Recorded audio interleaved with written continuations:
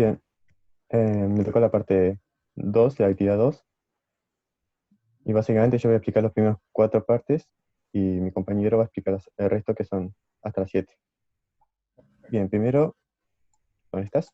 La primera es levantar los datos, que está acá, O sea, y la van a 2 resolver la parte más operativa, ¿no? Vieron que igual hay toda una introducción que tiene algunas preguntas para hacer algunas reflexiones, que eso también lo van a hacer, pero si lo hacemos, eso lo hace cada uno. por ejemplo, Miren, esta ¿no? pregunta acá o más adelante. El primer párrafo, ¿Cómo? para saber de qué va el ejercicio. ¿Leer esto? Bueno, te escuché Claro, bien. No. Nos interesa ahora realizar el análisis estadístico más sencillo posible empleando los datos obtenidos de infectados, detectados y de fallecidos con COVID-19. A orden cero, un análisis estadístico implica el cálculo de promedios, desviación estándar, varianzas e histogramas que hacen las veces de estimadores de distribución de probabilidad. Por ejemplo, la distribución gaussiana que vimos en la clase anterior. Sin embargo, para poder interpretar los resultados, siempre debemos hacer un conjunto de hipótesis y es crucial tenerlas en cuenta a la hora de analizar los resultados obtenidos. Sigo. En esta actividad realizaremos la siguiente hipótesis. Sí, ¿no? Los datos de la evolución del número de infectados y fallecidos detectados con COVID-19 en distintos países son distintas realizaciones del experimento de propagación de un virus. Y, dado el bajísimo porcentaje de infectados fallecidos, estos experimentos son independientes de la población total de cada país. Bajo estas hipótesis, podemos relacionar los datos de la evolución de detectados o fallecidos en un país con, con la toma de una altura en la actividad que realizaremos a la clase anterior. ¿Qué hipótesis estamos haciendo respecto a la toma de datos de cada país, las medias adoptadas y la forma de reportar infectados y fallecidos? Además de eso, los archivos. ¿Qué tal? Bien, luego, yo tengo algunos comentarios. Entonces, lo que estamos haciendo es, eh, estamos haciendo una hipótesis. Para relacionarlo un poco con lo que veníamos haciendo antes, nosotros estamos analizando cómo evolucionan los infectados y fallecidos de los países por COVID. Me acuerdo que más que por eso era con COVID-19. Y para hacer este análisis, lo que vamos a hacer es asumir, digamos, que así como en las alturas queríamos estudiar la altura que mejor represente la altura del Uruguay, entonces tomamos un montón de alturas, hicimos promedios, hicimos estándares y demás, que era lo que les decía, que para cada vez que uno hace un experimento, como tenemos factores externos que no podemos ponderar, necesitamos repetir el proceso de medición muchas veces para básicamente descontar los efectos locales, factores que no son ponderables que puedan haber sucedido en cada medición y que nos dan una fuente de incertidumbre. Para poder estimar esa incertidumbre, hacemos un proceso estadístico y la incertidumbre la cuantificamos como la dirección estándar. En este caso, lo que estamos haciendo es asumir que lo que estamos estudiando es la propagación del virus y que estamos repitiendo el experimento de propagación del virus. Entonces, este es un truquito que se hace siempre al hacer un análisis estadístico, que es asumir que todos los datos distintos que tenemos son realizaciones distintas del mismo experimento. ¿Tá? O sea, como nosotros estamos estudiando la evolución de los casos de, no sé, detectados de COVID-19 en Uruguay, y estamos diciendo, esa es una realización del experimento. Pues, los que vemos en Argentina es como una repetición del mismo experimento. Entonces, ¿qué hipótesis estamos haciendo al respecto? Bueno, hipótesis ultra fuertes que de hecho nos dan lugar a muchas incertidumbres y a incluso a errores. Porque estamos asumiendo que al decir que son distintas realizaciones del mismo experimento, estamos asumiendo que las condiciones son similares. Cuando las condiciones ya sabemos que no son similares. Pero bueno, siempre tenemos que hacer esas hipótesis fuertes para tener un estimador a grosso modo y luego estimamos cuánto le erramos al hacer esas hipótesis. Eso es lo que hace uno en cualquier proceso de modelado. Todo proceso de modelado lleva un montón de errores e incertidumbres y tenemos que estimar eso. Entonces, estamos suponiendo que, por ejemplo, los datos si estamos comparando los casos detectados, estamos diciendo que todos los casos detectados están, por ejemplo, que se hacen el mismo porcentaje de, de test, que se hacen los mismos test, que los test se presentan de la misma forma, que las confirmaciones son las mismas, bueno, un montón de cosas. Además, estamos suponiendo que el medio, o sea, que las personas se comportan de forma similar en todos los países, o sea, hay montones de hipótesis detrás. Está bueno pensarlo, está bueno considerarlo en la hora que uno siempre conoce el modelo, no solo en el modelo en sí, sino también en la forma de procesar los datos, hay hipótesis atrás. Que ya la vez pasada con el presidente también estaba muy bien. Entonces, y después lo otro es que en realidad, como el número de infectados es muy bajo, estamos asumiendo que entonces, el número de infectados es independiente de la población total del país, porque en ningún caso llegó a estar en el 5% de las personas. Entonces, para la propagación del virus sigue siendo un medio infinito, con más o menos restricciones por medio de la cuarentena, pero sigue siendo un medio infinitamente grande. Pero eso son todo un montón de hipótesis que nos van a dar lugar bueno, a tener datos numéricos que en realidad son insumos para luego hacer un análisis, pero que no son, no se puede sacar absolutamente ninguna circunstancia. Bueno, ¿puedes seguir si quieres? Bien. La primera actividad es levantar los datos, que ya lo hemos hecho unas cuantas veces, que es con el comando load, pero antes de eso vamos a poner clear, clc y este comando que no sé cómo decirlo, que es Xdel, que es básicamente para eliminar, para cerrar todas las ventanas. para cerrar las gráficas, limpiar la consola y las variables. Bueno, después nos piden en el segundo, queremos estudiar la distribución de casos totales, es decir, cuántos casos totales había en distintos países, al siguiente día de detectado 100 casos, a los 2, 4 y 20 días. Después vamos a ir con eso. Primero, tenemos a los casos totales, para eso usamos comando cumsum, tomemos la variedad de cases, tomamos 1 para que sume únicamente las columnas de cada, no, sí, no, sube las columnas y le sumamos 100, ya que el primer día ya se habían detectado 100 casos. Y después para cada día, Sí, eso se para acuerdan, el ¿no? día Todos. 1, Ya lo habíamos hecho la actividad anterior. sí, sí, Argentina. Eso. Bueno, después cum cases 1, tomamos cum cases, la fila 1 y todos los valores, y después uno que lo puse así, para hacer cualquier cosa, no, pero es sumar todos los valores del día 1, que en este caso, por ejemplo, da 16.130. Y eso lo repetimos para el día 1, el día 2, el día 4 y el día 20. Esto no es necesario, pero yo lo hice, que definí un vector con los casos de cada día para verlo más sencillo, básicamente, y ver si estaban bien. Bueno, después hicimos el promedio de cada uno. Por ejemplo, el día 1 es min de cum cases 1. Por ejemplo, acá me dio un promedio de 133 casos en el primer día. Y la desviación estándar, que lo puse S1 del primer día, que es el comando stdev, que ya lo hemos usado. Estos dos comandos ya lo hemos usado antes, de cum cases 1, que la desviación estándar es bastante alta, de 31, pero principalmente porque hay muchos casos que están entre rozando 100 o algunos que están superando los 200. Inclusive en el día 20 se ve mucho más claro, por ejemplo, en el 20, que son en un promedio de 3.100 casos, y la versión estándar del 20 son 5.000.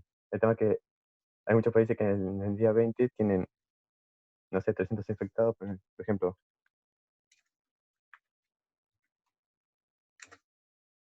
Por ejemplo, este país, en la columna 75, tiene 6.000 infectados y tiene 600. Entonces, claro, hay una gran diferencia y por eso es tan alto el número. Y así con todos, ¿no?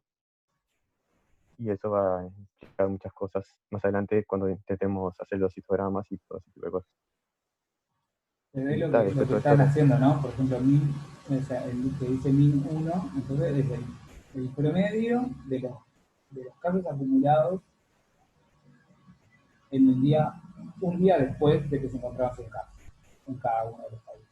Entonces, Claro, Ese es el promedio. Y S1 es la desviación estándar. ¿Qué estamos diciendo? Que entonces estamos estudiando la distribución de casos totales que había en cada país.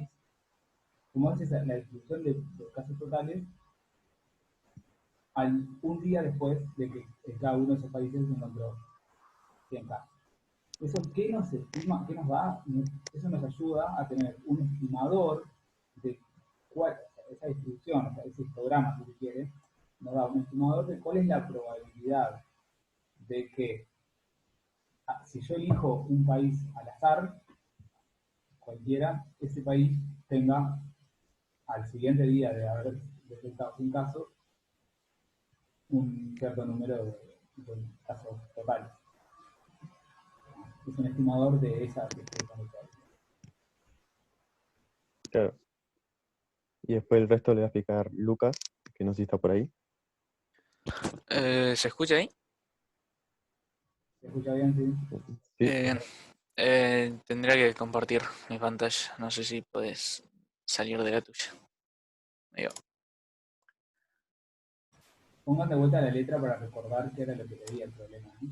Me dice que no, que el anfitrión inhabilitó la función de compartir.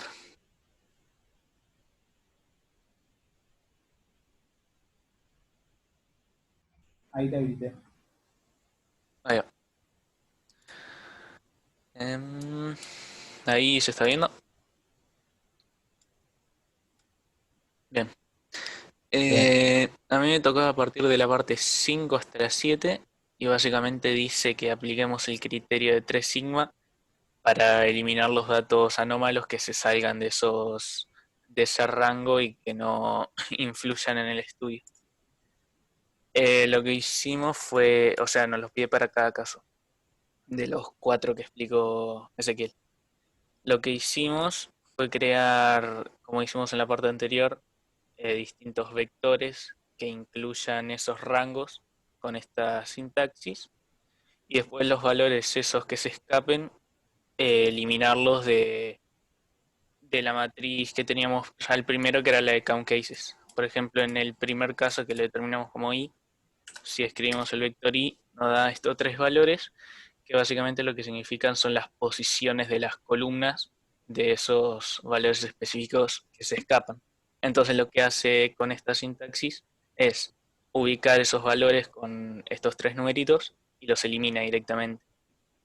Y básicamente eso lo hicimos con los 4 casos. Después, a la parte 5 sería eso. La parte 6 nos pide hacer los 4 histogramas de count cases 1, 2, 4 y 20.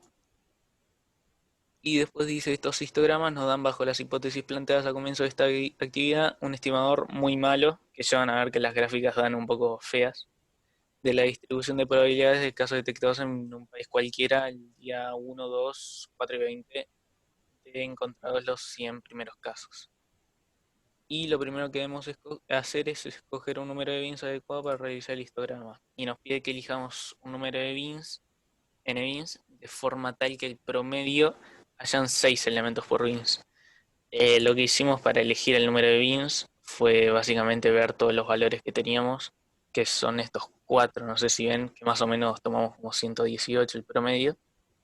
Y como nos pide que en cada bin haya 6 valores, hicimos 118 dividido 6, que nos dio aproximadamente 19,6 creo que era, o 19,7 y lo redondeamos en 20 bins. Después hicimos los 4 histogramas, o sea, sin estar normalizados porque no lo pide, porque después lo aclara en la parte 7 creo. Y los 4 primeros serían... estos no, los 4, para que muestre el primero. Este sería el primero. Estos no están normalizados, ni están superpuestos por la gaussiana. Después este sería el segundo, este para el día 4 y el último para el día 20.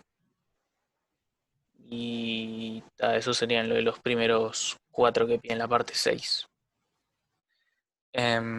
Después... Bueno, ¿qué ¿qué pueden observar de esos histogramas a medida que Para que los avanza pongo el de número nuevo. de días? Capaz, si se ve algo, capaz se puede poner los primeros dos con él. Ahí Ahí va. yo ya veo, a grosso modo se ve alguna cosa, ¿no? Una evolución ahí. ¿A medida que qué preguntaste? Que aumenta el número de días. Si uno mira el histograma de cómo se distribuyen los casos totales.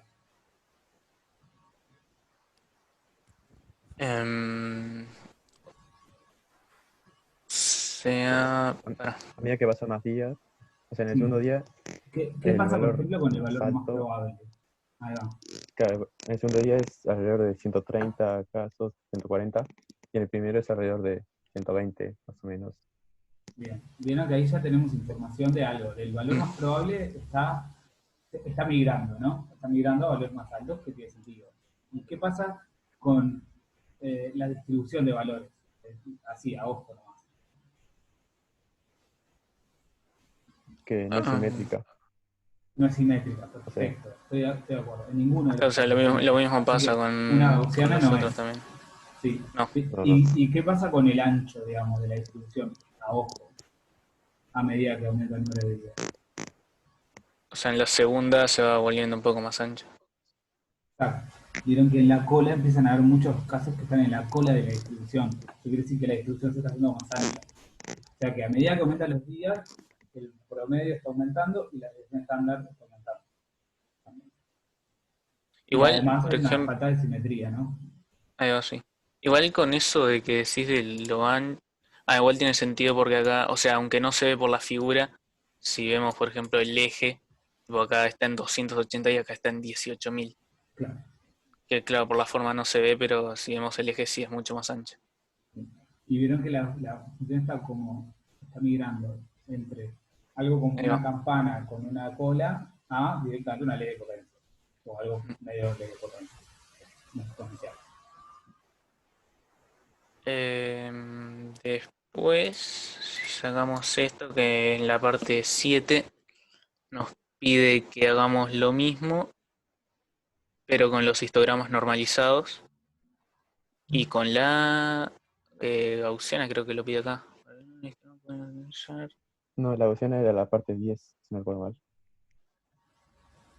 Pero la Entonces lo parte 10 no me tocaba. readelantamos. Bueno, tal, lo tenemos ya hecho con Sí, la sí, sí. gaussiana, pero está. Si quieren muestren cómo queda. Ahí va. Claro, igual quedó medio feo, pero está. ¿Para qué Es que saco los primeros justamente, 4? ¿y por qué queda medio feo? Yo estoy de acuerdo, está bien que queda feo. Esta es la 5. Porque la gaussiana no corresponde a este modelo. Exacto, exacto. La gaussiana no se corresponde con este modelo. Ahí va. Por eso queda como mucho más salido de lo que estamos acostumbrados. O sea, ya ahí lo que podemos concluir es que la distribución, en nuestras hipótesis, la distribución de probabilidad de que a cierto día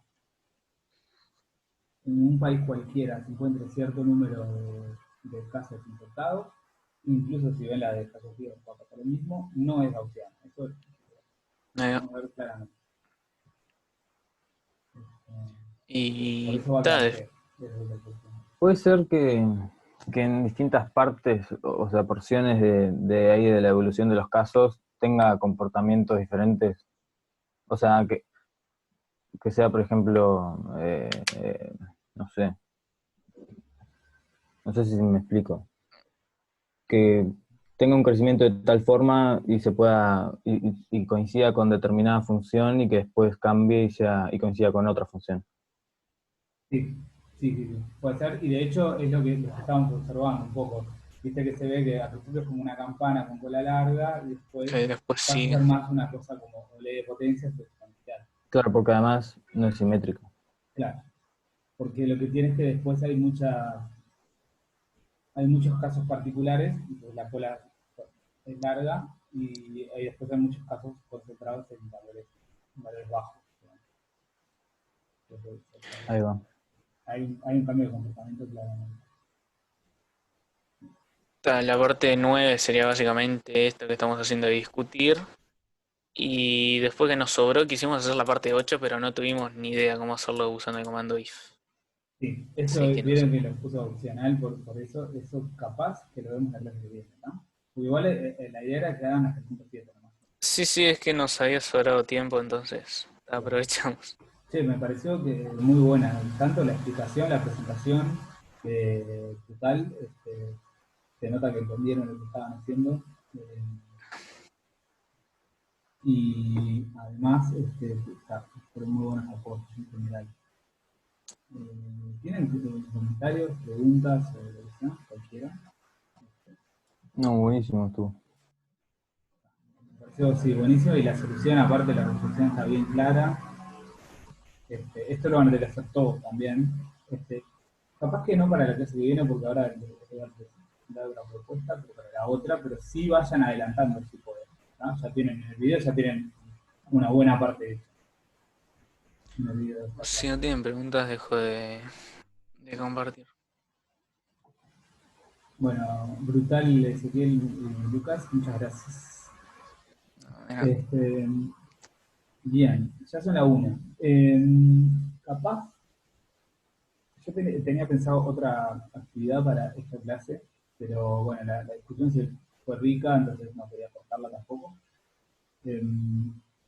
Capaz que lo que hago es pedirles que lo hagan de deberes. Y en realidad es otro ejemplo de un proceso que sí estimo que es gaussiano de toma de datos. En realidad lo tienen que hacer todos.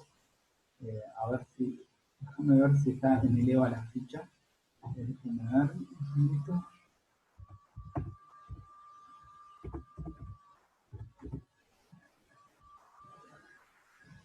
Lo debemos hacer todos.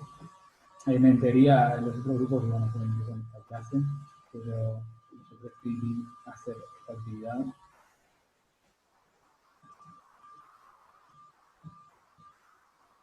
Porque, por ejemplo, la parte de la ley de SIP o la parte ahora que explicaron Lucas y Ezequiel era algo que no estaba, no sé que no lo hicieron. Un segundito.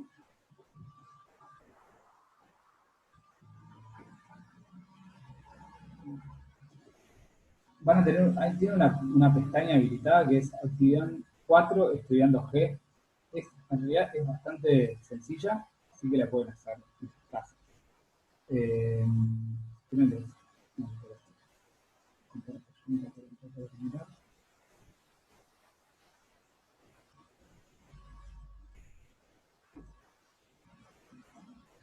¿Se ven?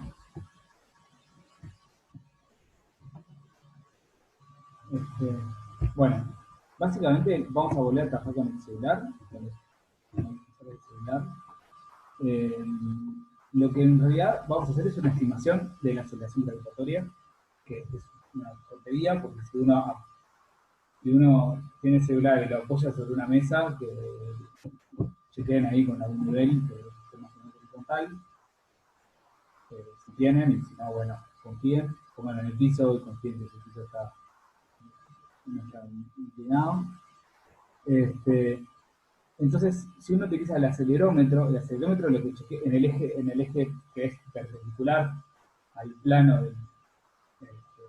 al plano del celular, la medida que le va a dar G, básicamente, ¿no? Porque mide la aceleración normal a la teoría, por lo tanto, básicamente su acelerómetro les va a dar una estimación de G. Entonces, si uno pone a tomar datos, por ejemplo, si toma 10.000 datos, o algo así, porque estamos trabajando con ese volumen de datos, vamos a tener 10.000 estimaciones distintas de G, y va a tener unas fluctuaciones por el ruido del sistema, ¿no? Pero yo supongo que ese ruido, esas fluctuaciones se corresponden con un ruido gaussiano, así que se van a ajustar por una función gaussiana. Así que la actividad vieron que es utilizar el script levanta androsensor, que de hecho está en la página, que básicamente es para levantar los archivos CSV que guarda el celular y levantarlos en Scilab. De todas formas, algunos de ustedes ya los hicieron, por ejemplo, los que hicieron la DSET ya tuvieron que levantar un CSV de otra forma, con el CSV. Pueden utilizar lo que quieran. el levanta under sensor básicamente es un script que levanta un archivo CSV y lo convierte a un vector de datos para que lo puedan usar un archivo binario. ¿No? Entonces, usen eso o háganlo a mano, eso como ustedes quieran y me preguntan más en cualquier cosa lo discutimos o lo discuten entre ustedes en el grupo, entre todos mejor.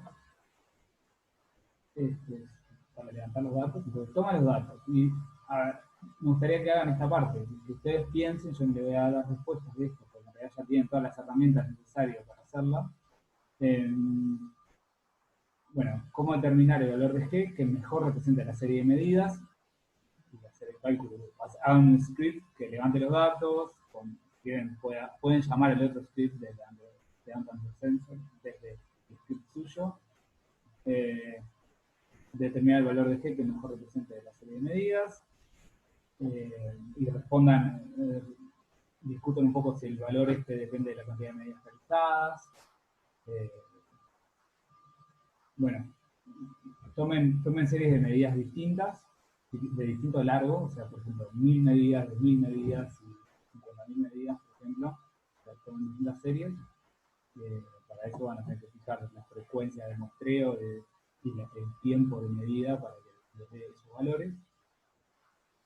Y varíen, o sea, tienen, por ejemplo, 3 series de medidas, calculen el promedio, ya les dije, ese valor que representa, eso ya saben todos, con los 3 largos distintos de la serie de medidas, por ejemplo, elijan ustedes el largo de la serie de medidas y chequen a ver qué tan distinto les está dando. Después, el valor que determina la parte 1 contiene información sobre la calidad de la serie de medidas. ¿Por qué? Todo esto está relacionado con las preguntas del cuestionario, ¿se acuerdan de la que tenían que realizar de la clase pasada? Y que en la clase pasada hicimos la corrección. Y está, cuando le suba la clase, vamos a ver. ¿Cómo modificarían la calidad de la serie de medidas? ¿Cómo cuantificarían, perdón? Que eso ya lo que tenemos ya sabrían hacerlo y háganlo en un script de Scilab. Respondan a estas preguntas. Vieron que tienen que utilizar el criterio 3 sigma, representar gráficamente la distribución de valores de serie de datos, superponer las gráficas con una función gaussiana correspondiente, bueno, y expresar el resultado que mejor representa la serie de medidas realizadas. El Under Sensor, si se fijan, el programa, chequen bien, si no encuentran dónde, avísenme, pero tiene la precisión del acelerómetro. Utilicen eso como fuente de incertidumbre. ¿Se acuerdan que teníamos que, para tener en cuenta la precisión del instrumento y los factores externos imponderables, tomamos una incertidumbre total, que es la raíz de la incertidumbre debido a los instrumentos al cuadrado más la incertidumbre debido a los factores externos imponderables, que es el proceso estadístico, al cuadrado. Entonces así pueden calcular una incertidumbre total, que es lo que incluye en el resultado que mejor representa la medición de G que hicieron. ¿Se entiende más o menos lo que tienen que hacer? O sea, esta ficha está en Geneva.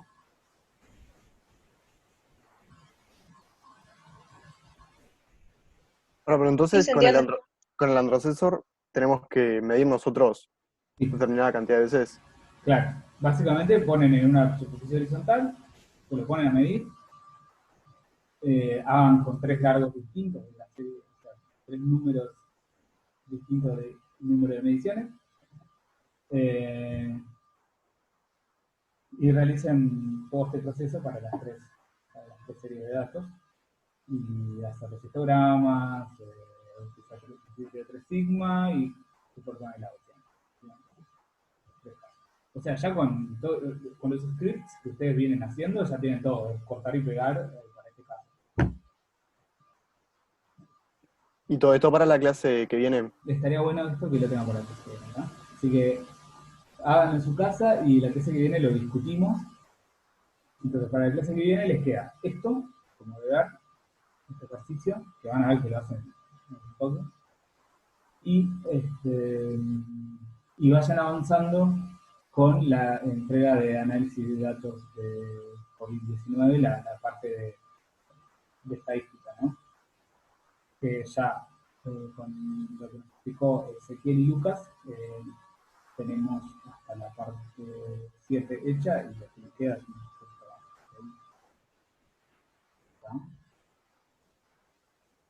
más.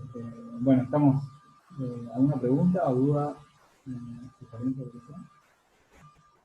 Yo, tipo, si después podés subir la clase esta, tipo, me ayudaría pila. Gracias. Sí, la voy a tratar de subirlo lo antes posible, ¿no? Ahí va, bien. Bueno, ¿alguna otra pregunta o comentario de lo que sea?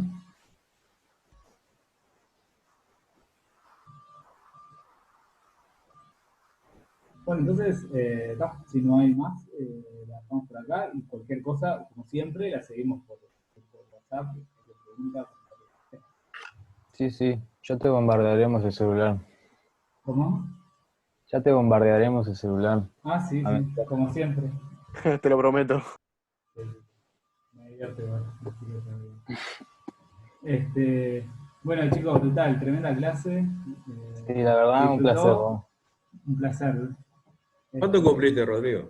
Un montón, más de lo que pienso. No se dice. Vamos a hacer, ustedes le tiran a pegar y hacemos el histograma de distribuciones de la edad que piensan que tengo, hacemos el histograma, calculamos el promedio de la desviación estándar y el resultado de mi edad va a ser el promedio de las edades que tienen. Y lo digo actividad 5. En el grupo de WhatsApp tienen todos mi edad. Y si quieren, pregúntale pidan opiniones externas, no vale preguntarle a mis amigas porque saben qué edad tengo. Y vamos a ver. Me encantó entonces. Y la clase que viene le doy la respuesta cronológica, la real. Bueno, che. ¿Dale? Nos vemos entonces, gracias. Bueno, che, que anden Nos bien. vemos, muchas gracias. Beso. Chao.